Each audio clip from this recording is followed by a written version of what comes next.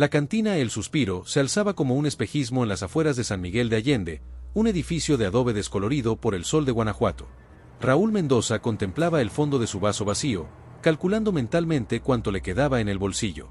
A sus 45 años, había perdido todo, su negocio de transportes, la casa familiar, y pronto, si las cosas no cambiaban, perdería también el respeto de su esposa Carmela y su hija Lucía. «Ya es hora de cerrar, señor», murmuró el cantinero, un anciano de piel curtida llamado don Pedro. «Solo un trago más. Se lo pagaré la próxima semana, cuando me llegue el dinero de un trabajo». Don Pedro suspiró, sabiendo que ese dinero era tan imaginario como las esperanzas de Raúl. La puerta crujió, dejando entrar una ráfaga de aire frío. En el umbral apareció una figura imponente, un hombre alto vestido de negro. Su traje de charro brillaba con hilos de plata, y sus ojos relucían como brasas bajo la sombra de su sombrero. «Un tequila añejo», ordenó con voz profunda. «Y sírvale otro al señor». Raúl observó al extraño con recelo. Había escuchado leyendas sobre el charro negro desde su infancia. «Gracias, pero ya me iba», dijo, repentinamente incómodo. «Insisto», respondió el hombre. «Parece que tiene problemas, amigo. Tal vez pueda ayudarle». «¿Ayudarme? Ni el mismísimo presidente podría ayudarme ahora». El charro se sentó a su lado. De cerca, su rostro parecía esculpido en mármol oscuro, con facciones perfectas e inquietantemente hermosas. «Tengo recursos que otros no poseen», dijo, «y busco a alguien que pueda hacerme un pequeño favor. Nada complicado». Raúl sintió un escalofrío recorrer su espalda mientras el hombre continuaba hablando, su voz envolviéndolo como una telaraña invisible. «Mañana al anochecer, regrese aquí. Hablaremos de cómo resolver sus problemas, y de lo que necesito a cambio». Antes de que Raúl pudiera responder, el charro depositó una moneda de oro puro sobre la barra. Se levantó con elegancia y se dirigió hacia la puerta. «Una última cosa, señor Mendoza», pronunció el nombre sin que Raúl se lo hubiera dicho, «venga solo». Al cerrarse la puerta, Raúl notó que el mezcal en su vaso se había oscurecido, como si contuviera sombras líquidas. Don Pedro, pálido como una hoja de papel, hacía la señal de la cruz repetidamente. «No vuelva, señor Mendoza», susurró el cantinero. «Por lo que más quiera, no regrese mañana». Pero Raúl ya sostenía la moneda de oro entre sus dedos temblorosos, sintiendo su peso y la promesa de una solución a sus problemas. En su mente, las deudas comenzaban a desvanecerse. ¿Qué podría pedir el charro que fuera tan terrible? El pacto del charro negro. Capítulo 2. El precio de la desesperación. La casa de Raúl, un modesto apartamento en las afueras de la ciudad, se sumía en un silencio tenso cuando regresó aquella noche. Carmela, su esposa, dormitaba en el sofá con facturas impagadas extendidas sobre la mesa. Su belleza resistía al paso del tiempo, aunque las preocupaciones habían dejado líneas prematuras alrededor de sus ojos.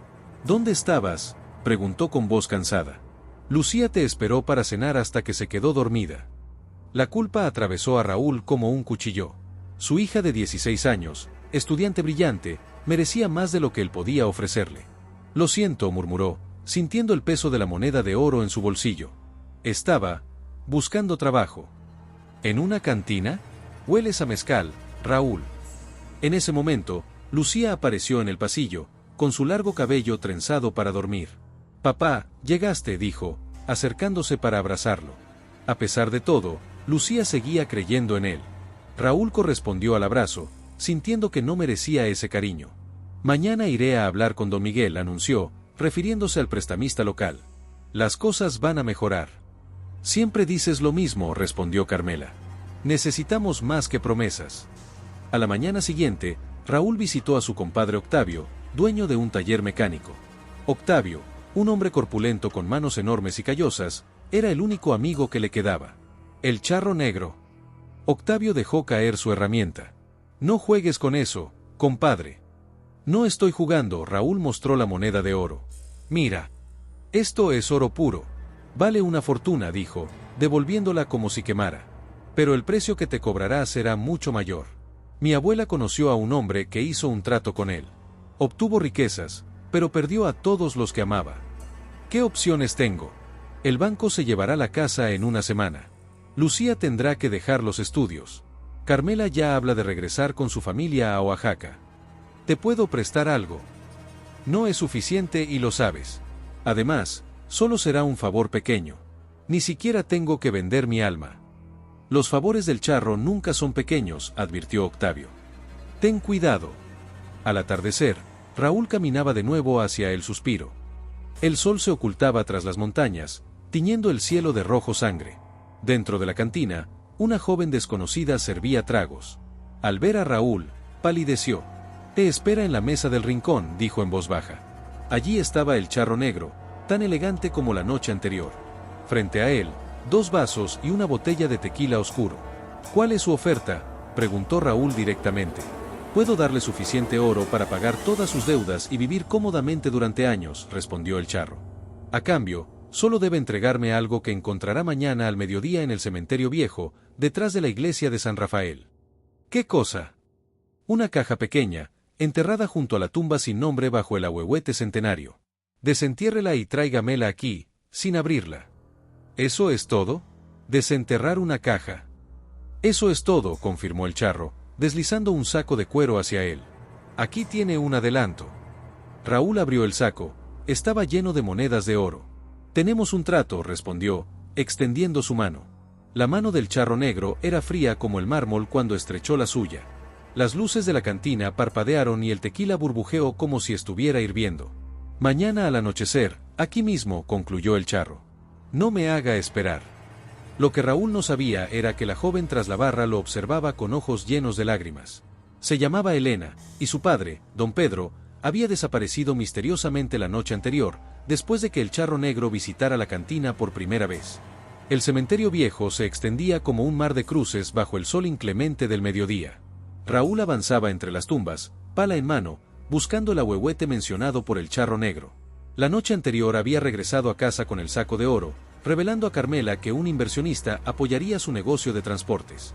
Al fondo del cementerio, divisó el árbol ancestral.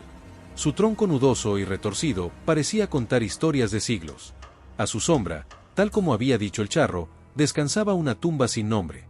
Raúl se persignó rápidamente y comenzó a cavar. No había avanzado mucho cuando su pala golpeó algo sólido. Excavó con más cuidado hasta revelar una pequeña caja de madera oscura, adornada con símbolos antiguos que mezclaban motivos prehispánicos y cristianos distorsionados. La promesa resonaba en su mente, sin abrirla. Pero mientras sostenía la caja, un impulso irresistible de saber qué contenía se apoderó de él. ¿Qué llevas ahí, amigo? La voz sobresaltó a Raúl. Al girarse, vio a un hombre mayor con sotana negra. El padre Sebastián, párroco de San Rafael, lo observaba con expresión severa. Padre, yo, solo estaba. Balbuceó Raúl, intentando ocultar la caja. Estás profanando tierra sagrada, el sacerdote señaló el hoyo. ¿Sabes que estaba enterrado ahí? Raúl negó con la cabeza. Esa tumba sin nombre pertenece a una víctima del charro negro. Alguien que hizo un trato con él hace más de 100 años. Un escalofrío recorrió la espalda de Raúl. Dame esa caja, hijo. Sea lo que sea, no te traerá nada bueno. Por un instante, Raúl consideró entregarla. Quizás aún estaba a tiempo de deshacer el trato. Pero entonces recordó las deudas y el rostro aliviado de Carmela. Lo siento, padre, pero no puedo. Te está usando, insistió el sacerdote. El charro negro siempre usa a los desesperados para sus propósitos. Lo que haya en esa caja causará daño. Solo es un favor simple. Después estaré libre, y mi familia a salvo. Nunca es un favor simple. El precio siempre es más alto de lo que imaginas. Raúl guardó la caja en su chaqueta y se alejó rápidamente. Al salir del cementerio, el cielo se oscureció repentinamente, como si una nube inmensa hubiera cubierto el sol. En casa, Raúl escondió la caja en su armario. Durante toda la tarde, la inquietud no lo abandonó mientras observaba a Carmela y Lucía preparar una comida especial para celebrar su buena fortuna. Cuando llegó la hora de encontrarse con el charro negro, Raúl tomó la caja con manos temblorosas. La curiosidad era casi insoportable. Estaba a punto de salir cuando sonó el teléfono. Era Octavio. «Compadre, ¿hiciste el trato?», preguntó sin saludar, su voz tensa. «Sí. Voy a entregarle lo que pidió ahora mismo». Escúchame bien, la voz de Octavio temblaba. Don Pedro, el cantinero, apareció muerto esta mañana. Raúl sintió que el suelo se movía bajo sus pies. Lo encontraron en el río, sin ojos y sin corazón, como si se los hubieran arrancado. Y su hija Elena desapareció anoche. ¿Qué estás insinuando? No sé qué te pidió el charro, Pero no se lo des.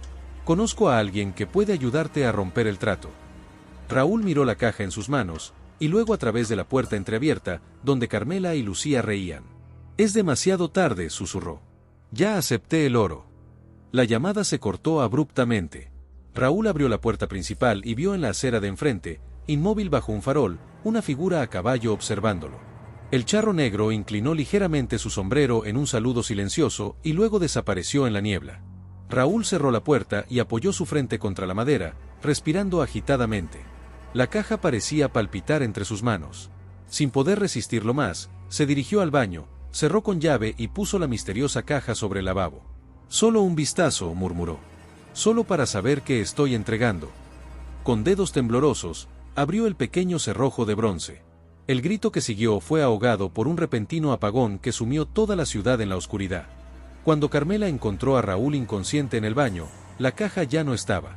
Él despertó horas después en su cama, con un fuerte dolor de cabeza y una sensación de vacío inexplicable. No recordaba que había visto dentro de la caja, solo una intensa luz rojiza y después, oscuridad. Me asustaste, dijo Carmela, aplicando un paño húmedo en su frente. Pensé que te había dado un infarto.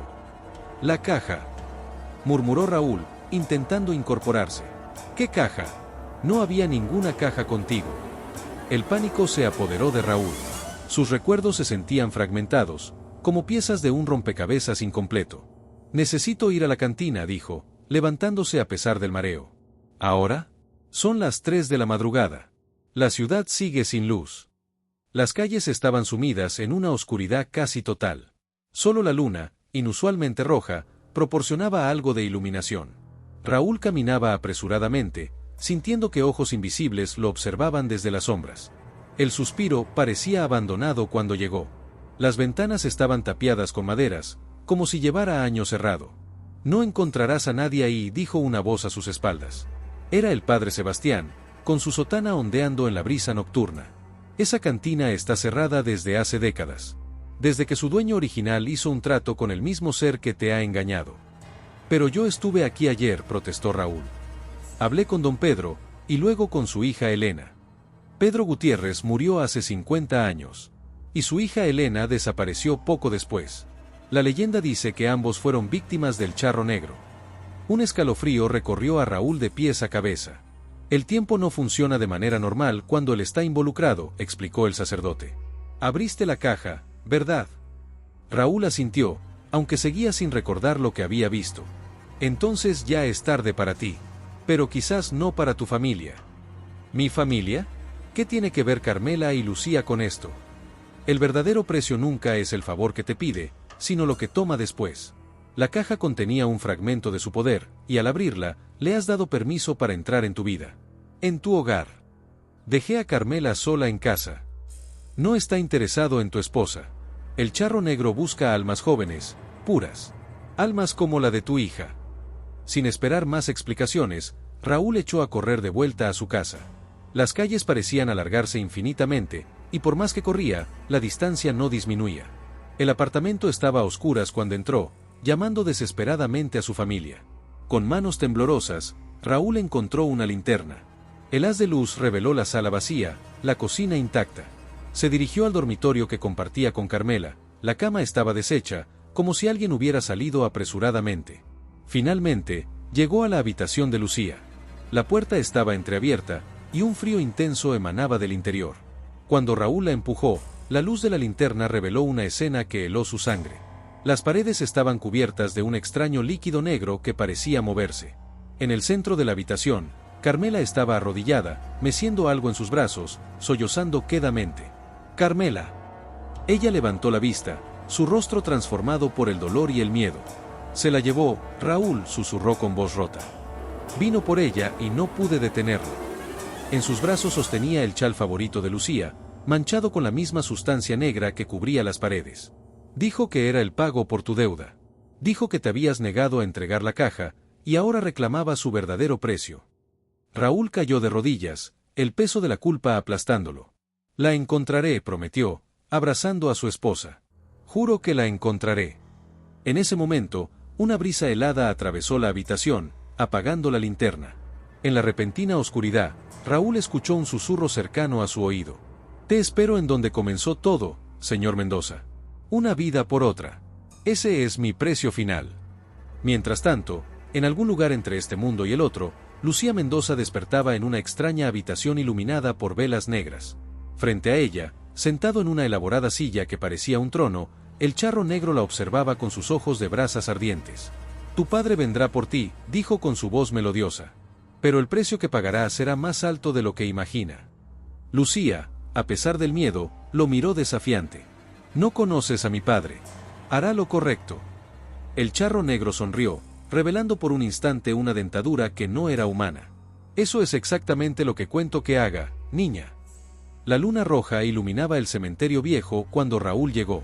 El ahuehuete centenario se alzaba como un gigante retorcido, sus ramas meciéndose sin viento. Bajo su sombra esperaba el charro negro. Esta vez no ocultaba su naturaleza, sus ojos ardían como carbones y su caballo azabache exhalaba un vapor sulfuroso. Has venido, dijo el charro, su voz resonando como si proviniera de las profundidades. Sabía que lo harías. ¿Dónde está mi hija?, exigió Raúl, avanzando sin temor. A salvo, por ahora. Ella tiene un alma extraordinaria.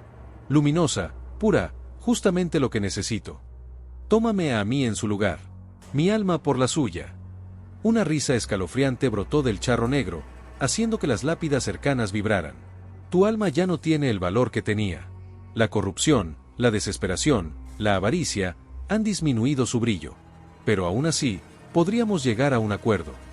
El charro negro descendió de su caballo con movimientos fluidos, como si flotara. Hay algo más que puedes ofrecerme. Algo igual de valioso que el alma de tu hija. Lo que sea, respondió Raúl sin dudar. La caja que abriste contenía un fragmento de mi esencia, una semilla de oscuridad que ahora crece dentro de ti, explicó, señalando el pecho de Raúl. Conviértete en mi servidor por 7 años. Tráeme 7 almas, una por año. A cambio, tu hija regresará sana y salva. Raúl retrocedió, horrorizado. ¿Quieres que sea tu cazador? ¿Que te entregue a personas inocentes? No necesariamente inocentes. Hay muchos pecadores en este mundo que merecen castigo. Considéralo justicia. La tentación era insidiosa. ¿No había deseado Raúl que alguien castigara a quienes lo habían llevado a la ruina? Si acepto, mi familia estará a salvo. Tu esposa e hija estarán protegidas mientras cumplas con tu parte. En ese preciso momento, una figura emergió de entre las sombras, Octavio. Su rostro mostraba determinación mezclada con miedo. No lo hagas, compadre, gritó, avanzando con una pequeña cruz de plata. Te está engañando. Ah, el fiel amigo, comentó el charro con desdén. He hablado con el padre Sebastián, continuó Octavio. Sabemos lo que eres realmente. No buscas servidores, buscas sustituir tu condena. Cada 7 años necesitas encontrar a alguien que tome tu lugar, o tu alma será arrastrada al infierno. El charro hizo un gesto y Octavio cayó de rodillas, jadeando como si le faltara el aire. Mi oferta sigue en pie, insistió el charro negro. 7 años de servicio a cambio de tu hija. O puedes irte ahora, y nunca la volverás a ver. Octavio, luchando por respirar, logró articular. La niña está en la cantina abandonada. El sacerdote va en camino. El rostro del charro negro se contorsionó con furia, revelando por un instante su verdadera naturaleza, un cráneo descarnado envuelto en llamas negras. Con un movimiento rápido, sujetó a Octavio por el cuello. Parece que ya tengo mi primera alma. A menos que aceptes tomar su lugar. Los ojos de Octavio suplicaban a Raúl. No por salvación, sino por fuerza. En ese instante crítico, Raúl sintió algo vibrar en su pecho. La esencia del charro negro que había entrado en él al abrir la caja. Pero en lugar de corromperlo, le daba acceso a un conocimiento antiguo. Hay una tercera opción, dijo Raúl, con una voz que apenas reconocía como propia. ¿Cuál? La tumba sin nombre es tuya, ¿verdad? Tu cuerpo mortal está enterrado ahí, atado a este mundo por un pacto incompleto. La sorpresa en el rostro del charro confirmó su teoría. Si destruyo esos restos, tu vínculo con este plano se romperá. Ni tampoco podrás recuperar a tu hija, replicó el charro. Morirá conmigo en el otro lado. Un relincho sobrenatural cortó el aire. El caballo del charro negro se encabritó, mirando hacia la entrada del cementerio. Allí, iluminadas por antorchas, se acercaban varias figuras. Raúl reconoció al padre Sebastián al frente, y para su asombro, a Carmela y Lucía, pálida pero ilesa. Imposible, rugió el ser sobrenatural. Ella estaba bajo mi poder. Tu poder tiene límites en tierra consagrada, respondió el padre Sebastián, avanzando con un crucifijo en alto. El charro negro montó su caballo de un salto, sus ojos ardiendo con furia infernal. Esto no ha terminado, gritó, señalando a Raúl. Llevas mi marca dentro de ti. Volveré a reclamar lo que es mío. Con estas palabras, su caballo se alzó y, en un imposible salto, se elevó hacia el cielo nocturno. Cuando desapareció, Raúl sintió un dolor agudo en el pecho, como si algo intentara desgarrarlo desde dentro. Cayó de rodillas, jadeando. «Papá». Lucía se arrodilló a su lado, aterrorizada. «La semilla de oscuridad», murmuró el sacerdote. «Está intentando consumirlo». «¿Qué podemos hacer?», preguntó Carmela, sosteniendo a su esposo. «Hay una forma», respondió el padre Sebastián. «Pero el precio es alto». El cielo comenzaba a aclararse en el horizonte. El amanecer se acercaba, trayendo consigo la promesa de un nuevo día, o el comienzo de una oscuridad eterna. El interior de la antigua iglesia de San Rafael estaba iluminado por cientos de velas. Raúl yacía sobre el altar de mármol, su cuerpo sacudido por espasmos. La semilla de oscuridad que el charro negro había plantado en él crecía, amenazando con consumir su humanidad. Carmela y Lucía permanecían a su lado, mientras el padre Sebastián preparaba los elementos para el ritual.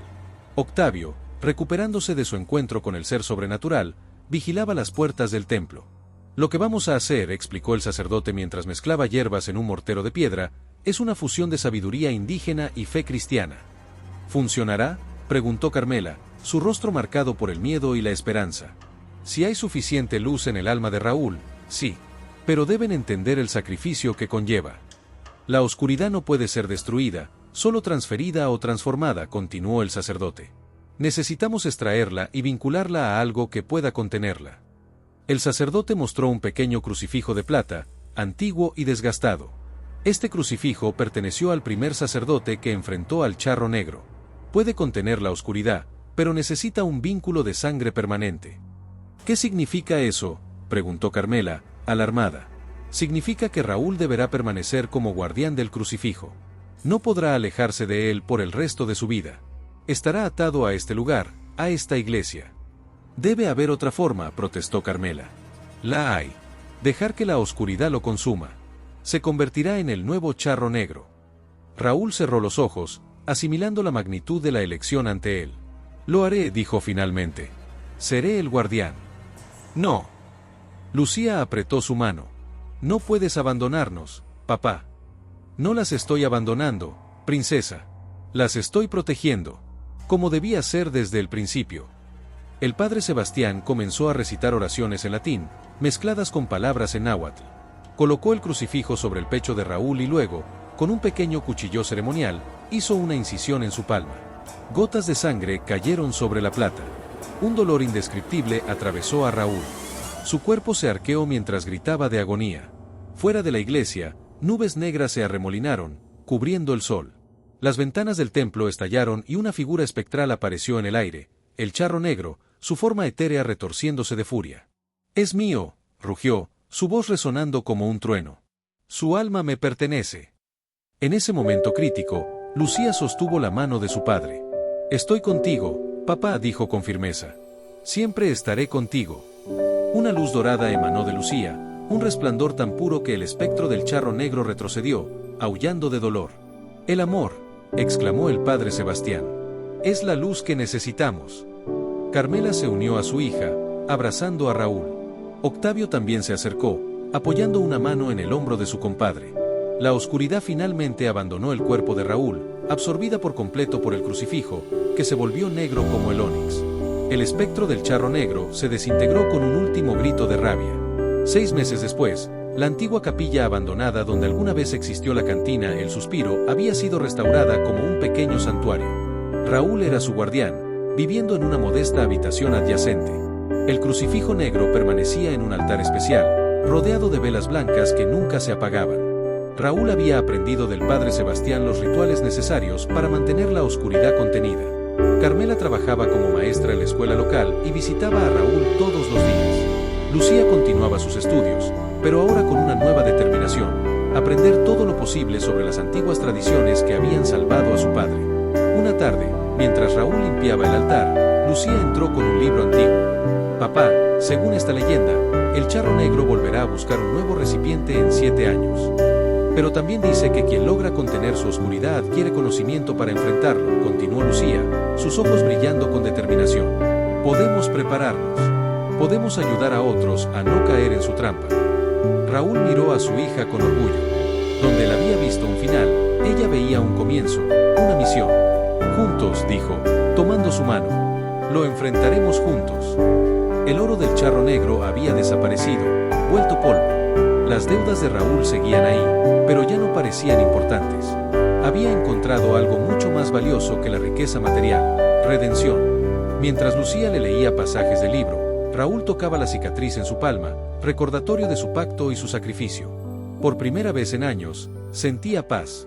Y en algún lugar, entre este mundo y el otro, el charro negro esperaba. Paciente. Eterno. Buscando siempre su próxima oportunidad. Pero ahora, gracias al sacrificio de Raúl Mendoza, habría alguien esperándolo también. Una familia unida por el amor y fortalecida por la adversidad.